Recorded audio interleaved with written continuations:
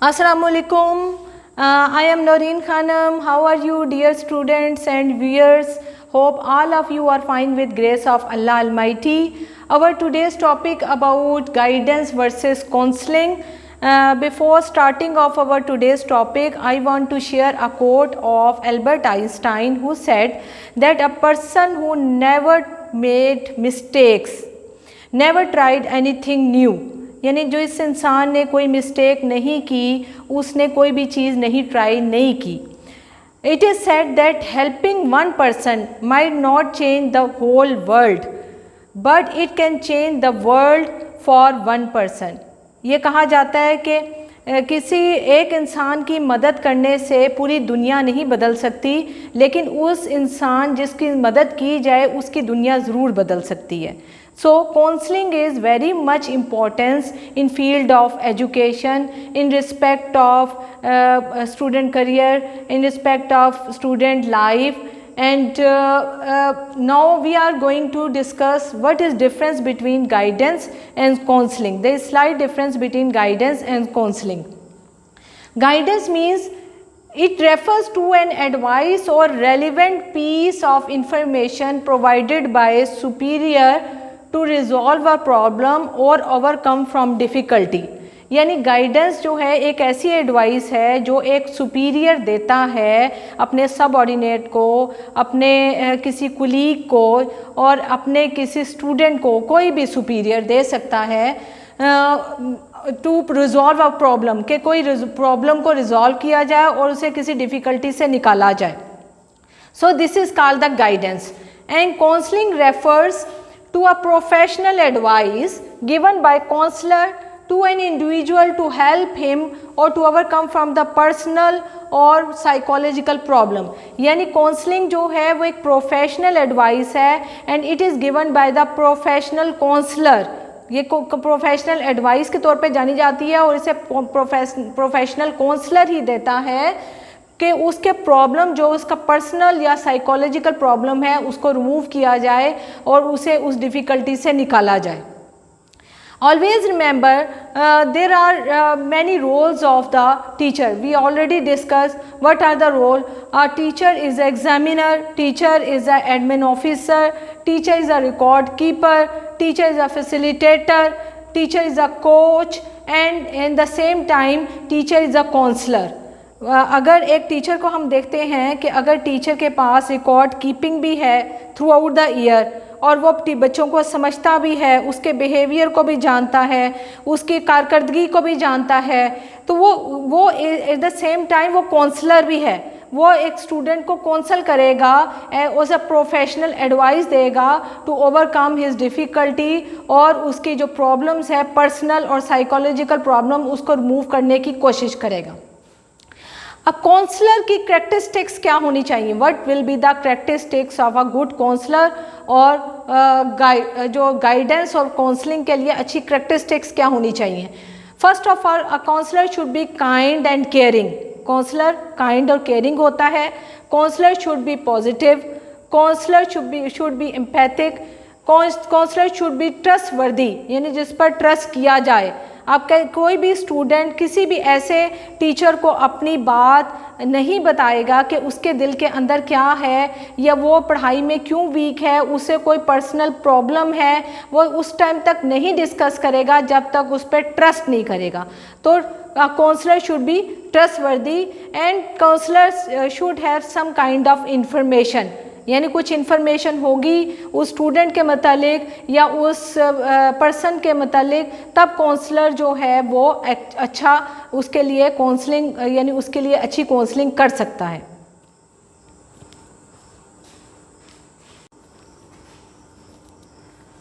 Okay, I want to clear one thing कि जो guidance और काउंसलिंग है दोनों, जो टीचर है वो दोनों पार्ट अदा करता है, गाइड का भी और काउंसलर का भी. गाइड का ऐसे कि उसे गाइडलाइन देनी कि ये आपके लिए कौन सा सब्जेक्ट अच्छा है या आपके लिए कौन सा प्रोफेशन अच्छा है या आगे आपने क्या करना है लाइफ में. This is called the guidance जो टीचर प्रोवाइड करेगा. और काउंसलिंग क्या है कि जिस हर बच्चे को, क्योंकि because teacher have all the record of the student throughout the year, और teacher know the behaviour of the student through out the year, और उसके पास एक मुकम्मल प्रोफाइल होती है, एक डाटा होता है उस बच्चे का। तो टीचर को पता होता है कि उसके साथ कोई पर्सनल इश्यूज़ हैं या उसका कोई साइकोलॉजिकल प्रॉब्लम जा रहा है, तो वो teacher should be a good counsellor too, यानी उसने काउंसलिंग भी प्रोवाइड करनी है। It should be confidential, 1-to-1 counselling with the student. और nowadays when PTM is we are going to conduct PTM में, पेरेंट टीचर मीटिंग में, हम counselling cell बनाते हैं, और उस काउंसलिंग सेल में एक एक पेरेंट को बुला के और उस बच्चे के मतलब पूछा जाता है, उसके पर्सनल जो प्रॉब्लम हैं वो डिस्कस किए जाते हैं कि ये बच्चा इस सब्जेक्ट में क्यों वीक है, या उसके साथ क्या प्रॉब्लम है बैकग्राउंड में, या वो उसमें एग्रेसिवनेस क्यों है उस बच्चे में, या इस तरह की जो प्रॉब्लम, जो बिहेवियर रिलेटेड प्रॉब्लम है, वो काउंसलिंग सेल में उस बच्चे के साथ, उस पेरेंट के साथ डिस्कस किए जाते हैं। तो ये होती है काउंसलिंग। और बच्चे के साथ अगर वो बच्चा ग्रोन अप है तो वो स्टूडेंट जो टीचर है वो 1-to-1 बच्चे के साथ भी काउंसलिंग कर सकता है। तो teacher should be a guide and counsellor both, यानी दोनों जो है वो रोल प्ले करेगा। Now we are going to discuss the significant difference between the guidance and counseling. First of all, we are going to discuss the nature of the guidance and the nature of the counseling. The nature of the guidance is preventive. A guide will prevent which is the wrong way for the client, यानी वो रोकेगा कि ये गलत रास्ता है and this is the right way, यहाँ आपको जाना चाहिए। For example, a teacher providing guidelines to his student that this vocation or this profession is good for you and this is bad for you. He will make some decision for the client or for his student कि ये सही रास्ता है और ये wrong रास्ता है, ये आपका करियर चूज़ करना चाहिए और ये नहीं चूज़ करना चाहिए। So this is the preventive nature of the guidance. And counseling, remedial and curative. Remedial यानी उसने कोई उसकी रेमेडी बतानी है और उसका कोई नेबुल बदल बताना है कि ये चीज़ आपके लिए ठीक हो सकती है, ये चीज़ क्यूरेटिव है आपके लिए, यानी क्योर का बाइस बन सकती है। ठीक है, दो this is the nature of the guidance and counselling. The second factor is approach. Approach of the guidance is comprehensive and extroverted, यानी एक जामा अप्रोच तयन करेगा एक गाइड, एक बिल्कुल जामा यानी एक डिसीजन बना देगा अपने क्लाइंट के लिए। और एक्सट्रोवर्टेड यानी एक्सटर्नल अप्रोच होगी, यानी ये किसकी तरफ से होगी, एक गाइड की तरफ से अप्रोच है। Counselling approach is in depth and introverted. In depth यानी क्लाइंट खुद से और अपने अंदर से खुद सेल्फ बिलीव से एक डिसीजन बनाएगा, इसे कहेंगे in depth approach, and introverted internal approach होगी।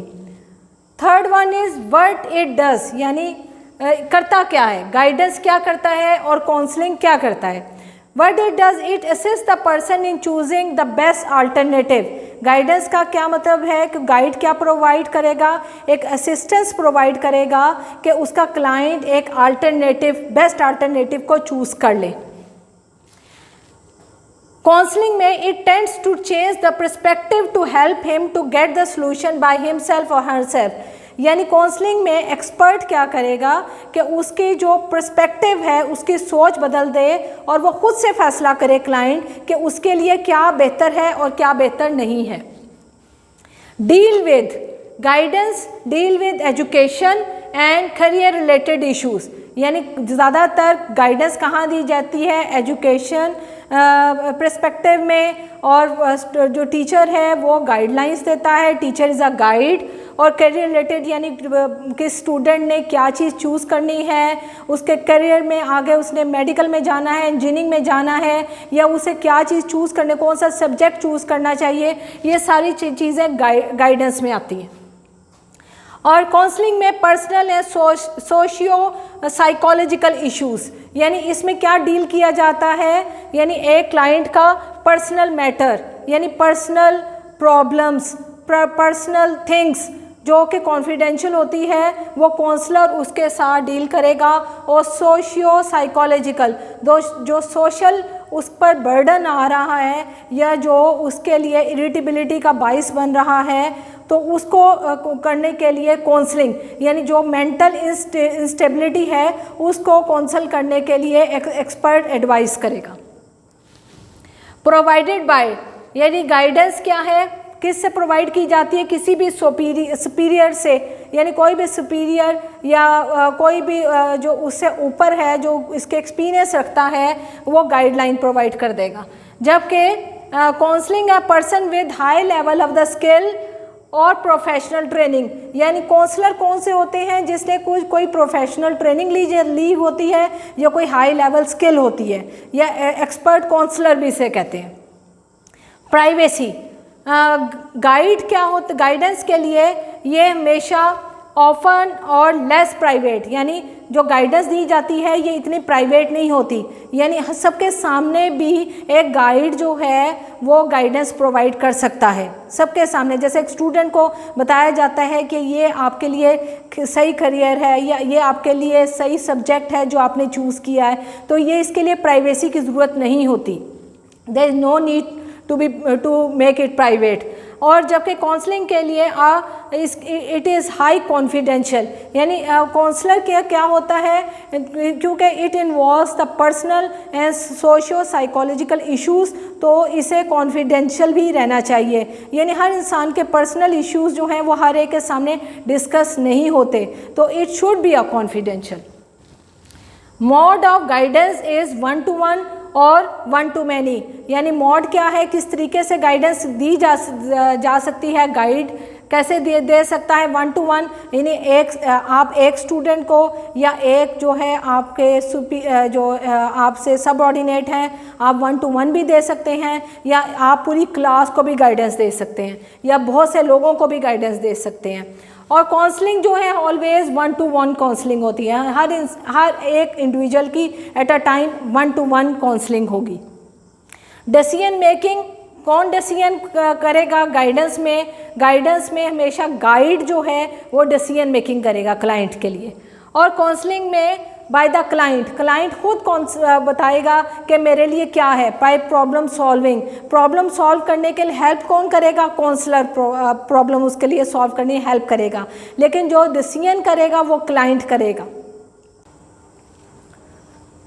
So both these processes deal with the problems, to identify the problems of the client, and both the expert and the superior and the client participation should be involved in this process, guidance and counseling. So this is all about our today's topic, guidance versus counseling. Hope you enjoyed it and you seek some knowledge about this topic, and we will meet with another interesting topic inshallah in our next lecture.